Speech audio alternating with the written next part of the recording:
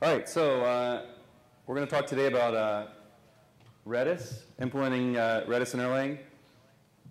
We're going to drop off the R there. Edis, implementing Redis and Erlang. Step-by-step walkthrough. So I'll tell you a bit about myself. My background, I have a background at Microsoft. Worked at a startup here in the Bay Area called Visto, and moved to Argentina in 2008 and started a consulting company there. We basically focus on iPhone and Android apps, Erlang systems, and Rails. I would say right now we're about 30% each, but Erlang is growing fast for us. So we have about 17 developers. So we're really seeing a lot of uptake in Erlang. Our vision is basically to be a remote startup incubator. So we work with early stage startups that usually have angel funding or have a small venture round, do end-to-end. If the client doesn't care, we'll use Erlang for the server piece. Sometimes they are a little wary of functional languages, so they'll, something else. Do the iPhone piece and the server in Erlang, and then actually our most common scenario is we do the an iOS app, an Erlang server, and then a Rails admin, and it's kind of a combination we found works really well for our clients. We've done a few big apps, worked with MTV, and done a couple of social networking apps, and so our focus is often on sort of media type applications, which is a good fit for messaging in Erlang. So my goals for the talk are basically for you guys to see a server that you know in Erlang, to kind of walk through GenTCP and GenFSM, which are the tools we use to build it, see how we implemented the Redis API, and then see how to extend it. So actually, I'm curious, does everybody here know what Redis is? Or does anybody here not know? It's probably not a good idea to ask who doesn't know, because no one wants to raise their hand. But so Redis is a really fast, in-memory, with a disk back, key-value database. Redis is, if you don't know, it's very similar to what I would say is like a much more capable functional memcache. So if you've used memcache, if you're familiar with that, I think it was kind of the spiritual foundation of Redis, but it actually does a lot more than that, as we'll see. And Edis is essentially an Erlang-based, LevelDB-backed currently key-value store that speaks the Redis protocol. So, going a little bit deeper, it's basically an Erlang server that uses GenTCP and GenFSM. We're using LevelDB, although you don't have to. We implement the full Redis command set, and we respect the Redis algorithms in terms of accessing data. So if you, we'll talk about that later, but if Redis performs in a certain amount of time, we theoretically are going to perform in a slower amount of time, but the same big O notation. So I guess the first question is, what's the point of Redis? What makes it worth cloning? I think in the course of writing this talk, I thought about a lot of things that make Redis something really unique. And I thought about this a lot, and I think that I came up with 3 things that really make it special. Is that feedbacking a lot?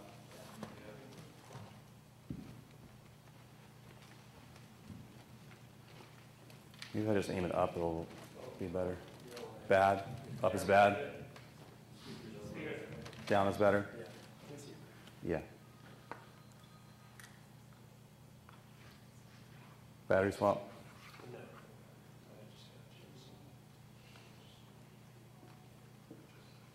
Do you have auto-tune?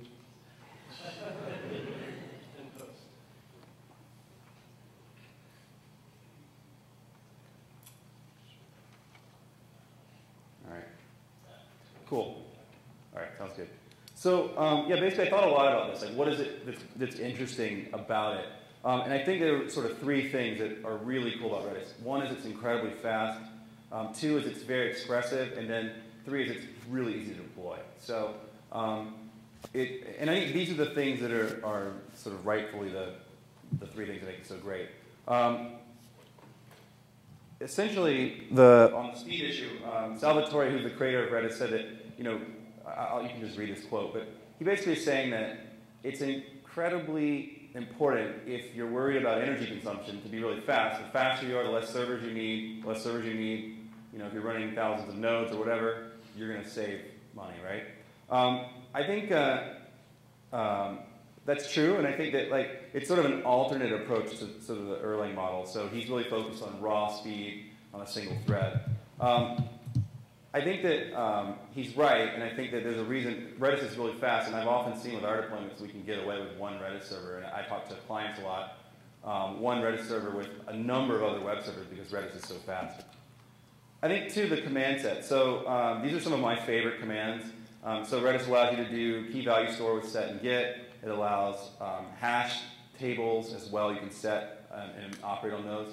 It allows you to operate on lists, and you can also subscribe to transactions. So if you're not familiar, it's a very simple way of doing publish, subscribe. I can connect as a client. I can start publishing out. Any client can subscribe basically like using a regular expression to an arbitrary number of queues, and it's just really incredibly simple. As an example, my favorite command, this is called rpop lpush. I don't know if you guys, has anybody used this command before or ever seen this?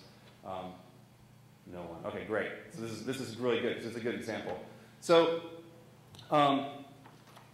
if you think about you have a run queue, imagine that these are sort of like work items, like job IDs, and you've got these stored somewhere else, maybe in a Postgres or whatever, some other database.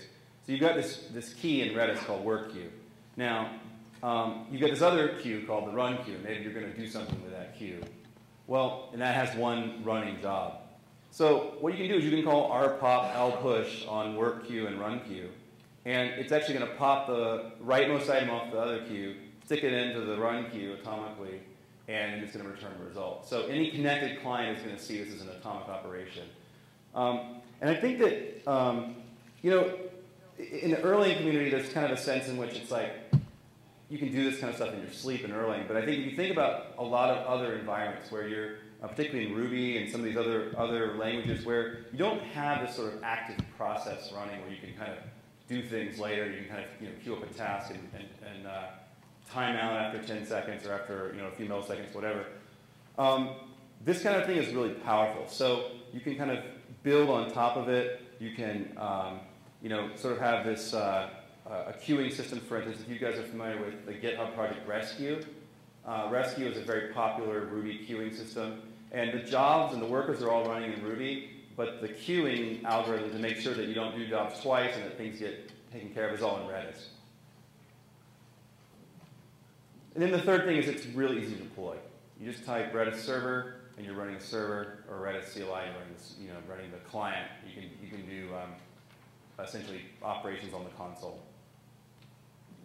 But what are we trading that for? So the thing is, Redis is really, really fast, and it's incredibly powerful, but it doesn't do everything. So there's a couple of things it's not so great at. The first thing is it's not the best disk-backed database. So it does have two file formats, and actually there's a long article that I'll post at the end by the author of Redis on sort of the options. There are two file formats. There's an append-only file that works a lot like CouchDB. So the transaction is just written to disk, and it just goes out as long as the file is open.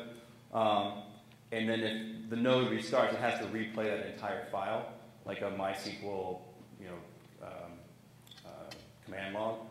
And then there's another file format which is more of a database that's not append-only, so it's more like a compact database.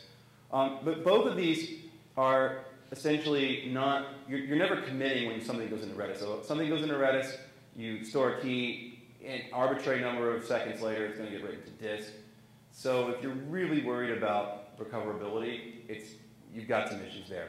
And then the other thing is that data has to fit in memory. So if you're working with, a lot of people are deploying Redis and they're like, we have to deploy 96 gig, 150 gig servers because they've got to have enough RAM to keep the entire working set of the database in memory. So it's kind of an issue. RAM's cheaper these days, but it's not that cheap, right? So it can be an issue.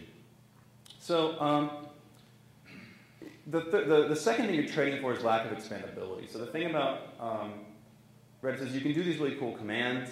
You can, it's got some powerful stuff, but you can't add your own commands. You can't sort of say, I love rpop lpush, but I wish I could do that and get the number of items back at the same time, because otherwise I have to send another command to request that, and that is not atomic, and I need to know that, so I can make some other decision. There's a lot of things you can't do, and it's, unless you're going to crack open the code. I talked to somebody who's here just the other day that they're doing that, and they have their own sort of fork of Redis for that reason, which is really cool, but it's not super expandable. So then they're adding in 2.6, which is coming out in a few days practically, Lua support. So you can actually push Lua into Redis by setting a certain key, and then you can execute that inside Redis, which is cool, but the thing is Redis is a single-threaded, really tight event loop server. And if you're in this single-threaded loop, and everything's great, and you're responding at like 200,000 operations a second, and then all of a sudden you're running Lua code, Lua's really fast too, and I love Lua, but it's like you're sort of getting away from some of the predictability of the response times. There's a lot of issues there too. So I guess what I would say is, let's just do a quick comparison here. So, and I guess I hesitate to show this slide because at some level I would say Edis is not worthy to be put on the same slide as Redis yet. But so I don't want this to seem like I'm making claims that we're not making. I really respect Redis, but we're trying to do something a little different. And I guess this is aspirational. So maybe one day, someone else who didn't create it will legitimately compare us in the same breath. So the idea is that Redis is really fast. We're actually quite close, we'll see. It's got a great command set, which we've implemented. It has a little bit of a non-specific guarantee around, disk writes, whereas you'll see we're trying to sort of guarantee that using LevelDB. You can extend, as we'll see later, and then really the biggest thing is your data can exceed the size of RAM, because we're using a disk backstore. We don't actually need to have all the keys in memory. So we're going to talk about three things. We're going to talk about how we implemented the protocol, how we measured the performance, and then kind of how you can extend it. And then at the end, too, we can talk about how we've deployed it in our environment. So let's talk about the protocol. So this is actually a quick walkthrough. If you guys can see that okay, this is a sort of how you interact with Redis. So you can telnet into Redis, and you can, if you want to do this set command, you want to set the key lang to be the value Erlang. If you do that, you're going to basically send in, the number of parameters, and I would call this a text-based binary protocol. So every parameter has a length that's a string integer, so you can essentially, it's easy to sort of read the protocol, but you can send binary data, right? So you can, what we'll do is we'll walk through this. You can send in the number of parameters, the length of each parameter, the actual parameter, and then repeat until you get to the end. And then when you're done, Redis is going to turn back, return OK. So this is kind of an ugly state machine, but this is what's going on when we set the command. So, and we're going to come back to these states in a bit. We're going to see how these states are important for implementing the Erlang piece of this. So we'll go back to this in a second. So we'll talk about the app structure a bit. So we have a typical Erlang application structure. It has a supervisor tree. It has a set of one-for-one supervisors, with the exception of our client supervisor. We have essentially, if you're familiar with Redis, it has by default 12 databases. You can change that. We have a process per database that's managed under a database supervisor. We have a listener supervisor, which is going to handle the listeners, which are listening for socket connections. Once a socket is created, we're going to hand it off to a client supervisor. And then there's a publish subscribe supervisor, because we're implementing the Redis commands that allow you to subscribe to events or subscribe to published data. And so that has its own supervisor. All right. Are you guys with me so far? So when we're done starting up the server, this is what things look like. We have a couple of, we have our DB supervisors, we have our client listener, we have our client manager supervisor, which is actually a supervisor itself. We'll talk about that. And then we're going to quickly talk about the listener. So here we are inside the listener code. So when we started the listener, we are going to essentially create a Edis listener start link here. That takes us into the Edis listener init. And then you can see here what we're going to do is we're actually going to talk about this code right here for a second. So this is kind of the down and dirty part of Edis. So now we're actually at the point where we're going to actually listen to the socket connections. So this is a Gen server that uses GenTCP. How many people here are familiar with GenTCP or have used it before? Awesome. Okay, that's great. So I'm going to talk a bit about a couple of things that and if you guys know this, that's great. I'm going to tell you kind of what we've done in terms of researching how to use it. We're using this trick that Sergey Olegnikov, I don't know, do you guys know Sergey? He's not here, I don't think. Yeah, well, he's done some really cool stuff with GenTCP. So he essentially is using this, this is a little bit verboten, I guess, but he's using a call to the INET driver that's accepting, inside basically the INET driver, when you make this call, the methods are actually asynchronous, right? So this is a non-documented property, which means that the OTP team could theoretically change it, but he sort of opened the code and said, hey, why don't we just use this in our GenTCP, or sorry, in our Gen server, and then we can get asynchronous events when they come in over the wire. So essentially, we're taking this sort of internal call inside OTP, and we're sticking it in our Gen server. So the really interesting part here is that the async accept call and the message that it sends to the Gen server. So once we get a client connection, we're going to get this INET async call here. And a new request comes in, we get that message passed in, and then we have to do a little bit of work to set up a new socket and kind of set up all the options and get it hooked up. So this code is actually inside set sockop, and we're kind of doing a couple of things. We want to kind of hook things up. So a client connects, we get an INET async message, and we basically want to do a couple of things here. We want to kind of marry these things together. We've got a, right here on line 95, we're going to actually tell the GenTCP that, hey, you know, we have a new process that we started here that's going to be our client. We want to tell GenTCP that the controlling process for the socket is now that process. Then we're going to say, hey, client process, here's your socket. So we're kind of hooking these things up together. And then down here in 101, we say, okay, great, that's done. And we're going to actually now tell the async prem-inet that we can handle more connections, right? So one of the things here I've done, just to be clear too, is I pulled out all of the error handling case statements, mostly because I just wanted it to be simpler for you guys to kind of see what we're doing. So if you actually go look at the code, the line numbers are a little off, there's more error handling, but it's really for the purposes of explaining what's going on. It just doesn't matter. Okay. So once we've established a connection, the client manager is now going to have two new processes under it. So the client manager is going to have this Edis client process, and then it's going to have the Edis command runner. So the idea is that with the, we create these two processes. The TCP data is going to come into the Edis client, and then the Edis command runner is basically going to take all the commands and actually deal with the commands once we have something to run. Okay, so we've got this client connected, it has a socket, and then now we're actually in the sort of key part of the system. Okay, so in Edis client, we're in the GenFSM that we created. It's now going to basically sit and process all the data until it has a command that can run.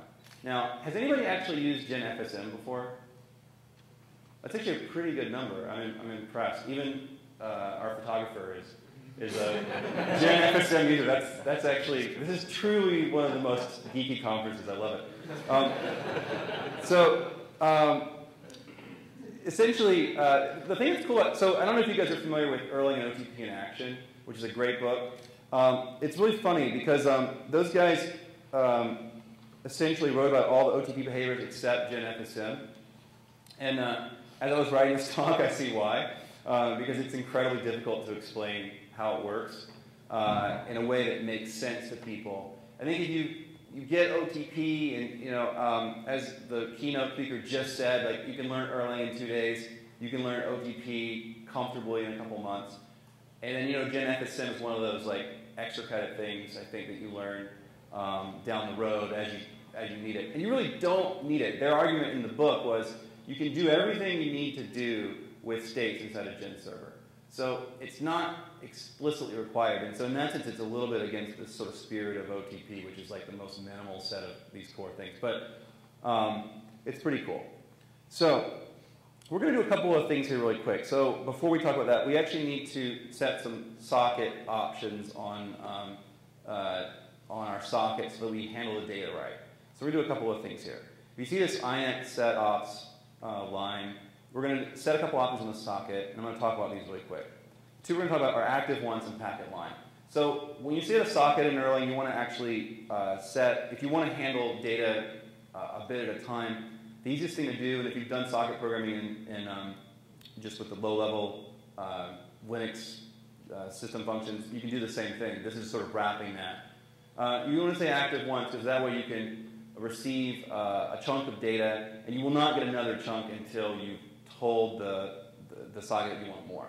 So the key there is we're not going to get overwhelmed with data, and then we're actually going to essentially get some flow control here, right? So we want to process a packet, but the question is, what's a packet? And the thing with Redis that's kind of cool is a packet is always terminated by a command, carriage return line feed. So essentially what we can say is, okay, we want one packet of data first, and that packet's going to be line terminated. So with these two options, essentially, it's going to magically send us exactly what we want.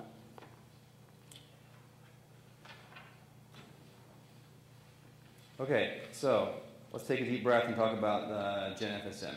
So right here, we've got the client established. It's talking to the socket, and this is the GenFSM. Here we are. So we are in the client code, and we've received a socket ready message that says, hey, you own this socket. I cut out a couple of things here just that aren't relevant, but essentially we get a socket ready event. We set the options on there. Now we're done, and now we have this concept of state. Okay. Now with GenFSMs, the way I describe it is there's a couple of things that happen. So we have this response. The response can be next state, or it can be a reply with this extra state. And you have this thing called state name, and you have this thing called state. So what are those? So the way I would describe these is state name right here is going to get replaced with the name of this response here on 72 command star. So if you think about it like this, when data comes in, this is technically what's happening. This is theoretically what's happening. It's not exactly what's happening, but the idea is that when our client code gets called, instead of calling a general gen server call, it's actually going to call the call that matches our state name, right? So instead of a gen server handle call or a gen server handle cast, we're going to get a command start call, okay? And then the message is going to be our data. So let's go back to this state machine here for a second. So Fernando, who actually works with me at Anaka and will be giving a talk as well, he is the major code contributor to Edis. He and I were talking over beers, and he was like, I was talking to him about, there was this argument on early mailing list about GenFSMs recently and how to describe the state. He was like, the best way I've ever described it is, it's like a backpacker who's sort of walking around inside the state diagram. And the state name is the actual, the place he's at in the NFA, right? Well, where he's at here. And the stuff that's in his backpack is actually the state that's actually passed around in the gen server. So if you think about the backpack, it's got all the stuff we need that we're building up in our command. And as we move around through this tree, the state name is changing to match that. So I don't know, I've never heard a better analogy, so I just copied that. And so what we're going to do is we're actually going to do a trace here. So I did a trace, backing up really quick, on these two guys, Edis client and Edis command runner. And then I actually mapped that to the state diagram. So we can actually see, as the trace lines come in, where are we at in our little state diagram? All right, so here we go. So we start at command start, and we're going to pass in the same key value thing, set, lang, Erlang, right? Okay, so what do we get? Well, up here, we got TCP data. We get a *3 in the state command start, and then we switch to the state arg size. Great. Now we get a $3 here in the state arg size, and we're going to switch to state command name. Okay, so then we do the same thing. We get the command is set. So we're going to switch back to arg size. Now, in state arg size, we know we're waiting for the next argument, so we're going to go to argument. And we're going to keep going through here. I'm going to kind of skip through this. Go to lang, get the last argument here, and then we switch to, we get Erlang as our last state, as our data, so for the key. In state argument, once we have the data, we know we didn't have any more commands coming, so we go back to command start. Now, what's interesting here is on this debug, you see we're actually now talking to the other process. The other process says, whoa, I got a run command, set, lang, Erlang, and I can now go do something with that. So what's essentially happening here is the client's now sending the command to the runner, and now we actually can do something with it. So we've got this command runner that's now getting called, and it's getting called, hey, here's your command. Okay, so this command runner gets a run command. It has its own internal state. It uppercases the command, and then it, this is inside the client, sorry, it's calling a command runner, and then it's going back to command start. All right, so does that make sense so far? Great. So basically where we're at now is we've got a couple of things going on here. We've got the state machine for the runner has a couple of things going on too. So the runner is essentially, it can do a few different things. So Redis, one of the things that's really cool about Redis is you can actually compact a bunch of commands together in this command called multi. So if I want to send in a bunch of sets and I want to do some operations, I can send in a multi-state, a multi-command, send all those commands in, finish it by calling exec, and it's going to run all those commands. So essentially, there are a couple of things. I could be in the multi-state. I could be subscribing, which in that case, I'm just only looking for publish events. I could be an unsubscribe, which means I'm going to go back to my main state. Or I could just be handling normal commands. So the runner needs to do a couple of different things.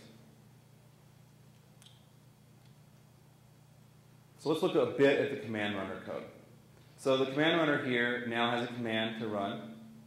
And we're going to grab that command, which is an Erlang record, and we're going to parse it. So there are a couple of things that we have to do in order to parse the command.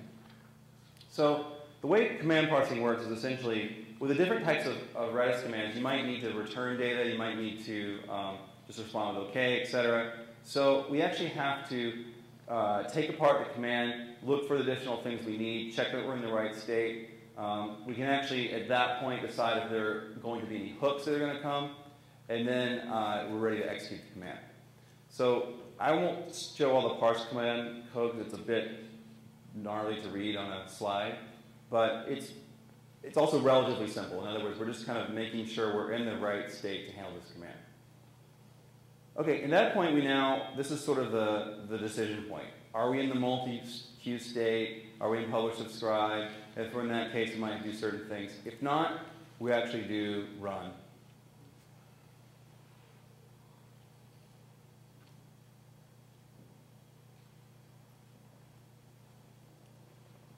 So we're going to talk a bit about now what we're going to do. So we've got a run command. The command runner, if you remember back to our original diagram, is a separate gen server. It's going to actually send that message over to the DB. So the database is its own gen server. And the database will receive that command, and then it can actually do whatever it needs to do with it, right? Now, we're going to call a DB here. We're going to actually send the command, and then now we're inside the DB. Now, one thing to note is essentially what happens in parse command is there's not actually a set command. There's only an mset, because Redis gives you the ability to set multiple keys at once. And in this case, we just are setting a key with only one value, right? So we're going to do the mset command. And at this point, we're actually going to take, our database has the potential to have different backends. So we can swap out which backend we're using depending on the environment. We're going to talk about that in the next section. So at this point, we say, OK, tell the backend module to write. Here's the reference to that backend module, to the instance of it, or the process.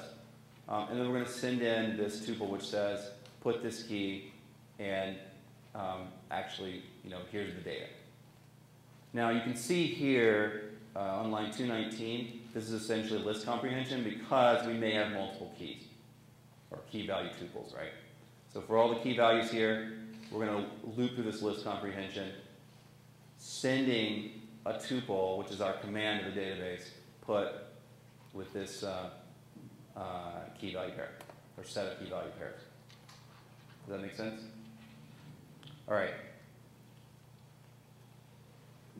So at this point, we're going to look a bit at LevelDB. So at this point, LevelDB is going to get a write command, and it's going to call the eLevelDB code, which is the wrapper for the Google LevelDB code, and it's going to write that to the disk.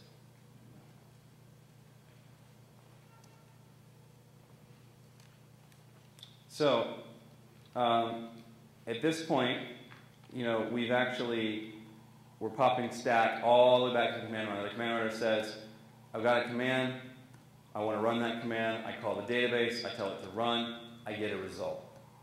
Great, I've got a result, and in this case, now we have to decide what are we going to do with it. So right here we can say, all right, we can do a couple of things with it. If it's just an OK response, great, send OK down the wire. In the other cases, Redis has a concept of types, basic set of types. It has string support, it has integer support. And one of the nice things about that is, if you're using it in a client language like Python or Ruby or anything really, you can often store your native type in the driver for Redis has the ability to convert your type in, send it into Redis. Redis will send back the proper type. So it gives you the ability not to have to do a lot of sort of marshalling the JSON data as you work with Redis. So this is where we send the response back, and there we go. So I want to talk really briefly about kind of what's happening on the database level. So who's here is familiar with LevelDB? Show a few people. Okay. If you've used React, the Bachelor guys actually have really sort of started to migrate to using a lot of LevelDB. It's written by Google. It allows you to store arbitrary data. It does some really basic stuff for you with sorting. And the way the Bachelor guys describe it is it's more like Google Bigtable than it is like NODB. In other words, it's a little bit more of almost like a column store, I guess, than a typical relational data store. But it has some really nice things about it. It gives you atomic operations. There's a very simple interface. It does a lot of data compression and sorting for you. So it's just kind of really simple and powerful. The other thing is it can hold a lot of data. So you can actually just really load data into it, and it doesn't have any problem responding and performing. And the Bachelor guys did some pretty good sort of early performance stuff that you can see if you look at the React homepage. And React has a pluggable binding as well. So you don't have to use it, but people really seem to like it. So at this point, we've done a couple of things. We've taken these Redis commands, we've stored a key in there, a value for our key, we've walked all the way through from the top of the stack down, and we actually have stored it in LevelDB. So essentially, the question is, how does it perform?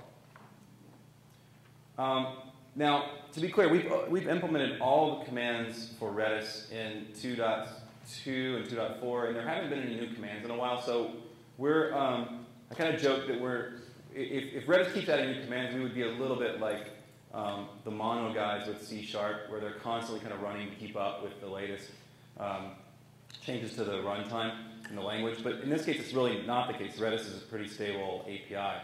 So we've implemented all of those. And one of the key things is we really wanted a goal when we built Edis of performing basically the same way that Redis performs with regard to the big O time, the algorithmic performance of operations. So we did a bunch of tests. We did testing with Redis benchmark, and then we wrote a series of custom benchmark Erlang code to test all the different functions in the server. We did all our testing with physical servers, and we tried to really isolate the environment, and we used decent servers. We used Erlang R14. And yeah, and it's really important to remember that essentially we try to respect the algorithmic complexity, except for one thing, which is with Zsets. And Zsets, I don't know if you guys are familiar with Zsets. It's an ordered set store. So in other words, I can put items into my set. I can set a score on the items, and the items will filter into the set in an ordered fashion. And Redis does some really cool stuff. They use skip lists, if you guys are familiar with skip lists. It's a really cool construct that's kind of halfway between a tree and a linked list. It gives you sort of a highway, a fast highway between nodes and a linked list. So he does this thing where he sort of uses a skip list, and then he also uses a hash table, and he allows you to address items by looking for a certain score or address items by looking for the item itself. It's really cool, and it's really hard to do in Erlang because of the nature of the data structures available. So we have yet to figure out how we're going to implement that in a way that's performant. All right, let's look at some numbers. So essentially, in operations per second, we're going to talk really quick about sort of the best case, if you will. And I wouldn't exactly call it the best case, but I'll explain. So we have an in-memory data store as well in Edis. And in-memory actually uses a process dictionary. Really, really basic. And our idea was, no one's ever going to want to use Edis as an in-memory store because Redis is better and faster. So why would they do that? So when Fernando came up with this idea, he was like, I'll just use the process dictionary. You know, like no one will care. And so in that sense, I think it's actually not very optimized as an in-memory store. But particularly with the basic commands, it gives you a sense of kind of what the overhead of Erlang is, right? In other words, like the ping command. The ping command actually has to go all the way down to the database layer just by virtue of the way the commands are implemented. So you can kind of see, okay, if I'm just going to go down to the database layer and the database is just going to return okay, I'm basically about 3 times slower than Redis. And honestly, I think that's actually not that bad, considering Redis is a very highly tuned piece of C code with man-years of focus on performance. And Edis is a project for a couple of people for a few months. So it gives you a sense that just the raw Erlang speed is actually pretty good. When you get a little bit lower here, and I think these commands are good, we're going to go on a little bit. We're going to talk about the LevelDB performance. So when we get to LevelDB performance, we have some issues.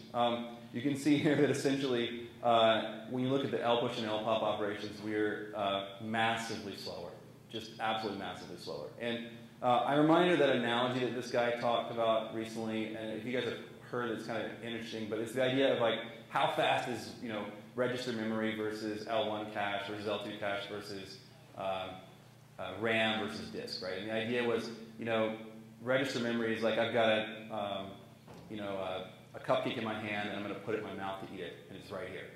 And then L1 cache is like there's some food on the table over here. L2 cache is like there's food in the pantry. RAM is I can drive to the store and buy something to eat and go home and like make it. And then disk is there's food in the new world. I'm going to build a boat. I'm going to hire a bunch of, find some gold, hire a team. We're going to sail across there, get the food, come back, and then theoretically we're going to eat 5 years from now. And then in relative terms, that's actually the sort of what's really going on when you think about disk versus memory. And I didn't really believe that kind of thing until I look at this, and it's obvious, right? So I think it's actually a really good analogy to kind of make you think, well, we're doing something really different. We're guaranteeing the data is written to disk by the time it returns. And honestly, I think these numbers are not very good. I think we could do much better. We do think there are some issues with how we've tuned LevelDB to make it so bad. But my thought was, this is kind of an experimental project, so it doesn't really matter. Just a quick anecdote. The reason why we decided to build Edis, and this is something I probably should have said at the beginning, was we were doing an app for a client, and we needed a lot of nodes. And Fernando's talk is going to be on something related to what we were doing, but it's the idea that you've got this massive number of users coming in to watch some sort of sporting event type activity, all in the same 20 seconds, because the game's on, they all want to watch. And what ends up happening is you kind of need more than one Redis server to do that, and you don't really, because of the architecture, know which node you want. And our idea was, wow, it'd be really great if we had essentially multi-master. We could just write to any one of these servers, and they would just share all this data together. And memory's fine, but we want them to all be, we don't want master-slave the way Redis is configured right now. We really wanted this sort of clustered support. So that was the original impetus, and then we had ended up deciding not to use it. We just changed our architecture to basically work around this problem. But we really like the project, and it's been kind of this ongoing investment. So the idea is that, over time, I think we will improve performance, but at this point, it's not a huge, urgent goal for us to just eke out the performance. So we're kind of like, in a place where, we're okay with it right now, and it's a very interesting project. So then the last really quick thing I want to talk about is, there's some things that you can do now that this is in Erlang that you just can't do in C. You can extend it, for one, with hooks. And the idea is that when a command comes in, it'd be really nice to say, I want to run this command, but I want to do something afterwards. And so we created this concept of hooks, and we haven't pushed this into the main code yet, but we've been thinking about it for a while, and we have a prototype on a different branch.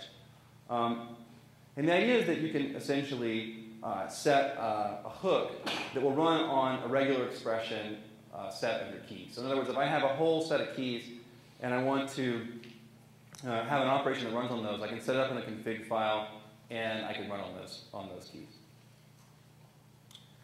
One of the ideas is going all the way back to our original concept of the R push L pop. R pop L push. The thing about it that's so cool about that is, you might want to do that, but you might want to do something else. You might want to say, wait, before I take this thing and I put it in the secondary queue, I'd really like to check and see if somebody else already put it into Rabbit. Or if maybe there's a resource available. Maybe I need to go run this on a worker's node out somewhere, and I don't have access to whether that node is available. So I'm going to pull this thing out, and before I return it, I'm going to go check that third resource. And if it's not available, then undo it. Stick it back and just pretend like it never happened. So that's the kind that you can do with Edis and these hooks, and you can just write them in Erlang, and they're really simple to write. So it gives you some flexibility. So then the question is, well, what's next? Well, we obviously have some performance issues. There's some stuff that's just not quite right yet.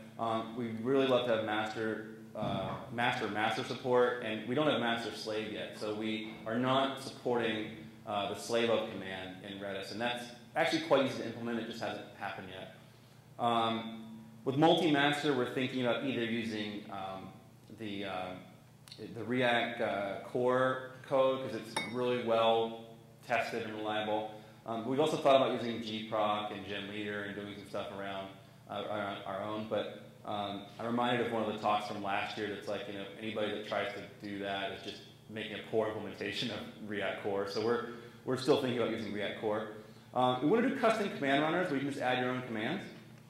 And then we basically want to say, we want to add some hooks for the Rabbit guys. Basically, are all kind of excited about this because they also work very closely with Redis. They're both supported by VMware or owned by VMware. So they've talked to us and said, hey, maybe we could do some Rabbit bindings and kind of connect Edis and Rabbit together in a cool way. And then we've also thought, why don't we just actually allow people, when you push keys in, to just write directly to React? There could be some really cool stuff there. So that's pretty much it. For additional fun, take a look at the source. You can see all the benchmarks in there. We do a bunch of cool ASCII art benchmarks. If you run them, it's kind of neat. You can see some of the other stuff we're doing. We're using some very interesting sort of things about Erlang. We decided to kind of really think about different ways we can use Erlang. So we're using the extends directive, if you guys are aware of that. We're using a lot of parameterized modules. We've written some of our own behaviors. And yeah, you can check out the ASCII art. All right, thanks a lot.